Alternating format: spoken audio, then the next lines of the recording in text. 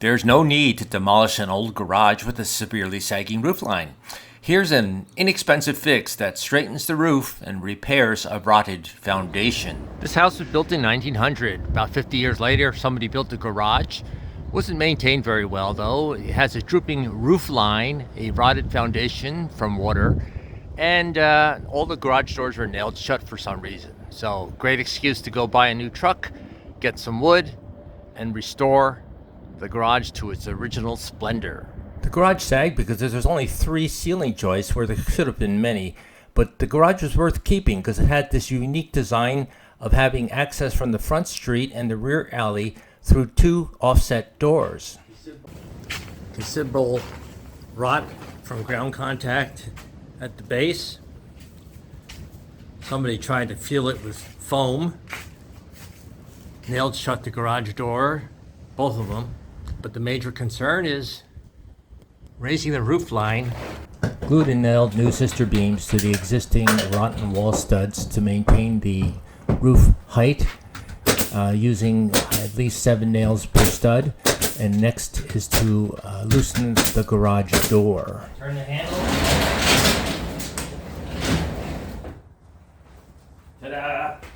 Shortening the base of a triangle will increase its height. That's what we had to do here to get the sag out of the roof. There are only 3 ceiling joists, and some of them were actually cut. I used a car jack to jack up the center roof line, and then ratchet straps to pull in the sides of the roof to match the height. The new joist that I installed will now hold the roof height, and we have restored the entire garage to the original dimensions for later installation of roofing material and new siding.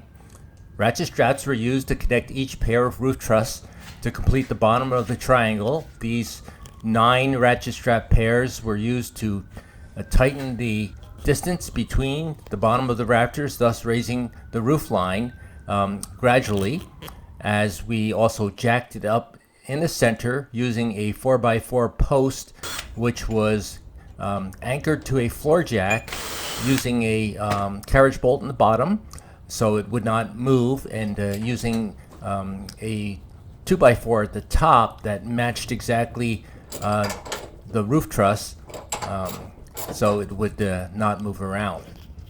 That lines up with the hole in the jack. I used 4x4 diagonals cut at 45 degrees and securely screwed to the 4x4 center post to provide strong support of the ridge beam. Most important is the center post should stay centered and not move relative to the roof. The only movement is straight up, or maybe down if I jack it up too far. The top 2x4 exactly matches the 2-inch wide ridge beam, so it cannot move once it is in place. Looks like the ridge beam is actually in 2 pieces, so we'll push up right there in the middle, actually equal distance from either side. Got the post up using a 2x4 that matches exactly with the ridge beam, so when it goes up, it will push only on the ridge. Time to actuate the jack, making sure the post remains even. The roof.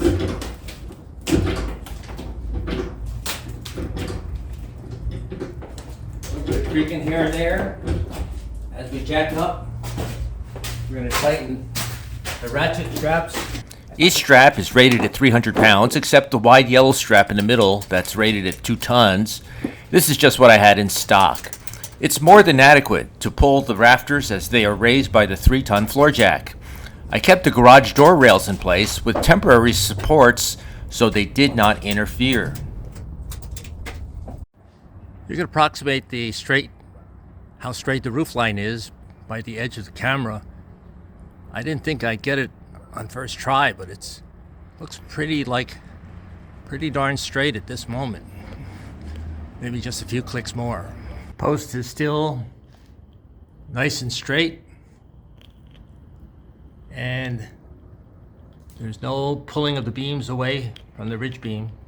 I used 22 caliber Remington power fasteners to secure new ground contact foundation beams to the block floor.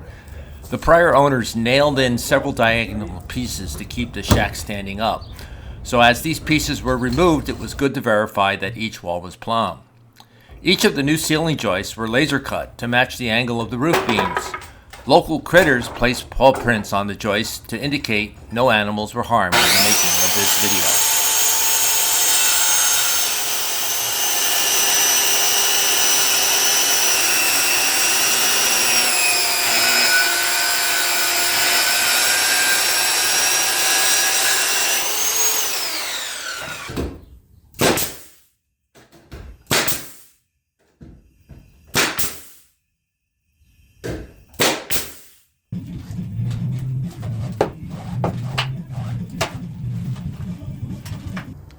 Each beam is held with 5 nails at each end, and for extra measure, a 45-degree beam goes up to the ridgeline. With new joists holding the roof, attention turns to the walls. The old wood siding had extensive rot with lots of rusty nails, so I decided to knock out the old boards and keep only the sistered studs in place. Got the old rotten siding off. Nails were pretty rusty. These dumpster guys show up with just 12 hours notice, making it easy to get rid of lots of rotten wood and accumulated trash. Onto the new studs, I nailed OSB sheathing. This makes a good surface for siding that matches the house. A window faces the house so you can see if you left the lights on or if the distal door remains open. The garage now rests on pressure-treated ground contact wood. It's ready for house wrap that inhibits wind. A highly rated roofer was hired who provided a team who did the siding and the roof shingles in just under 8 hours.